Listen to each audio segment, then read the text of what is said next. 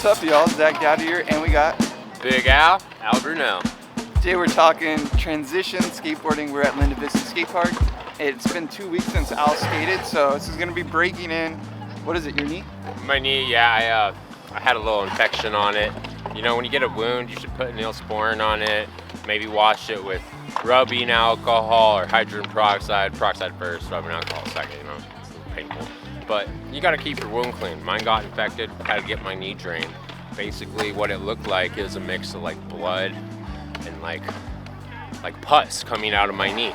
Best way to describe it is like a raspberry cream Danish. And yeah. Should we insert a photo right here? You got a photo of it? Yeah, I'll get you guys a video. Graphic warning coming up right now. Yeah. Boop. All right, there's the photo. So today we're going to be talking about the basics of transition skateboarding, I guess, or getting back into skating transition after you've been injured or something like that. Yeah, exactly. You know, the comeback. You know, everyone's got to get back up on the horse after an injury. That's like what's the make or break for a skateboarder. You can't fall and get back up, and get the fuck out. Get the beep out of skateboarding. Beep. We're going to start with frontside tailslides. I'm not very good at them, but Al's good at them. So he's going to give me some tips, and you guys some tips on how to do them. You are such a modest guy. When I first met Dowdy, all this guy would do is carve, tailslide, carve. All right, so I know how to tailslide. I'm just like trying to sandbag so that way I look better when I go and do it. He does know how to tailslide, but regardless, we are going to do tailslides proper today. Tailslide, you know, it's a good trick. It's kind of easy in a sense that it's just a drop in on your way out. Once you get in, all you gotta do is hang on. So let's go learn them.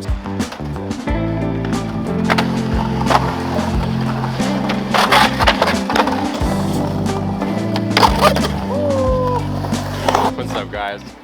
I'm sure you missed me. Shit, I miss me. But back at it again. We're gonna be doing frontside tailslides. And here we are at beautiful Linda Vista. How could it get any better? Lights, beautiful skate park, beautifully poured concrete, beautiful friends like you, Dowdy, behind you. You can't see him on the camera, but it's looking real mighty fine, good. So back at it, frontside tailslides. First thing about frontside tailslides is you got to learn how to ollie a little bit before doing them. It's kind of hard to do a frontside tailslide without ollieing. You can float them, but trust me, it's much easier to ollie into it. Like ollieing into a front disaster, you're gonna ollie and you're gonna point your back foot. You're gonna straighten your leg out. I wanna show you. We're gonna straighten the back. Let me back up so you can see the whole frame. We're gonna ollie in and straighten the back leg out into the coping. You see how I do that? It's like when you're camping and you have all your food set up right here. You know, it's all your like patties, you know, buns, cheese, all the good stuff, and you see some ants come in and you're like, oh no, I don't want the ants to get on my food, so I'm gonna stomp them out. But you don't need to walk all the way over there. You just need to straighten your leg out like you would for a tailslide and stomp those ants. Stomp those ants. Throw the tailslide in the coping. Throw the tailslide in the coping. Let me show you a few.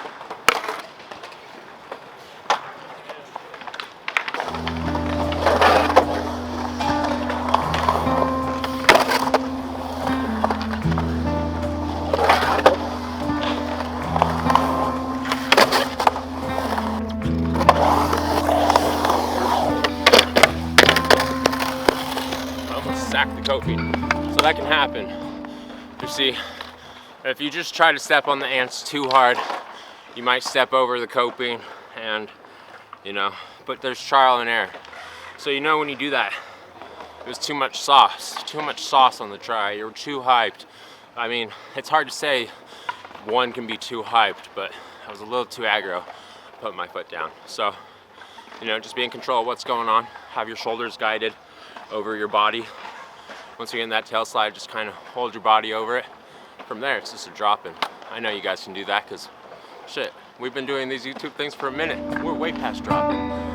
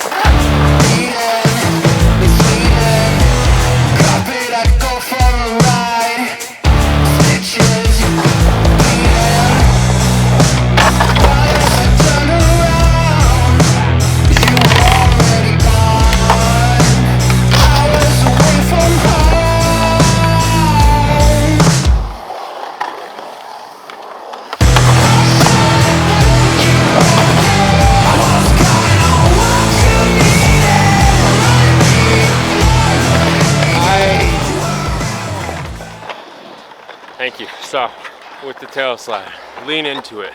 One was around the corner, so lean with the corner, slide with the corner. All right, my 2 cents on the tail slide is that basically when you're holding it, I think it's important to try to keep your board level with the coping. So almost like try not to go down or try not to go up too much, but if you keep it level with the coping, you're able to really glide, and then you just drop in. But I'm gonna try some tail slides. Big Al, you wanna film me? I would love to. Pass that thing over here.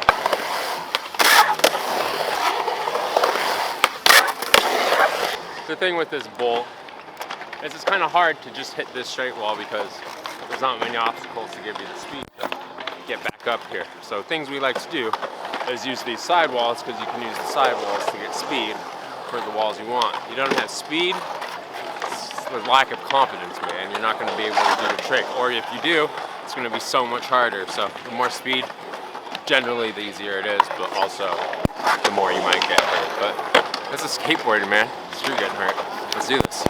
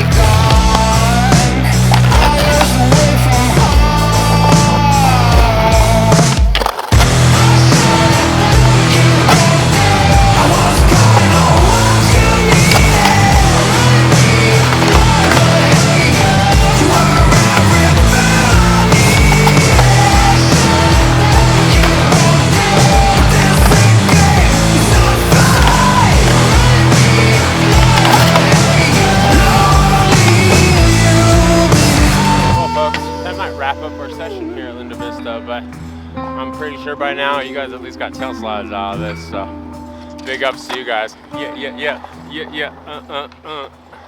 Yeah. Somebody said they land in disaster a lot when they go into tail slide. So I think one thing to take away from that is go at a really sideways angle so you're not having to ollie so much, so you're not going into disaster. Do you have any tips for like not landing into disaster and landing into tail slide? Actually, a wonderful point you had, young dowdy sir, kind young man. But I couldn't agree more. The fact is going up at like 45-degree angle, cutting an angle like you're going up for a slide is first great point.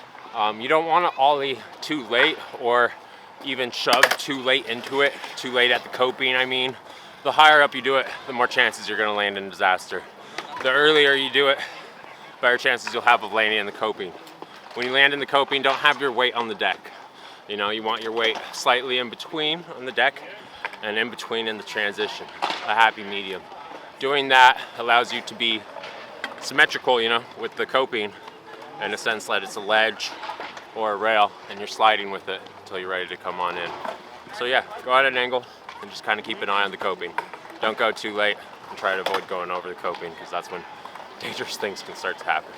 Somebody asked, what's a good setup for skating transition? I was gonna say my board is an 8.5. He rides 55. I ride 55. See, this is what I don't even know. And then I ride 169 trucks. I do know that. I ride wider trucks. Let's ask Al, what is a good board setup for skating transition? So, you know, everyone has their unique setup, but personally I think the wider the board, the more room, the more width you have on the board, the more foot room, the more you can move around. The bigger the trucks, bigger the wheels, the bigger the everything is better for transition, because usually in transition you're going to be going faster at all times. You need something durable, whereas in street they usually have smaller boards because they're doing flip tricks and grinds and ollieing up onto ledges. It's a more technical aspect of skating. So when you're thinking about bowls, you're thinking about mashing and about, you know, really going for it. Pissed army, you know, and so yeah, that's why I think a big board is just like mashing. It's like a bear versus a freaking beaver, you know? The bear is gonna take that beaver. That's it for this video. Thanks for watching, guys. Make sure you like, subscribe if you're not already. Leave some comments for Big Al down below because we all love Big Al. They make me feel good about myself, so thanks guys, appreciate it. Everybody loves Big Al. See you guys in the next one. Any final words? Much love. Till next one. Woo-hoo!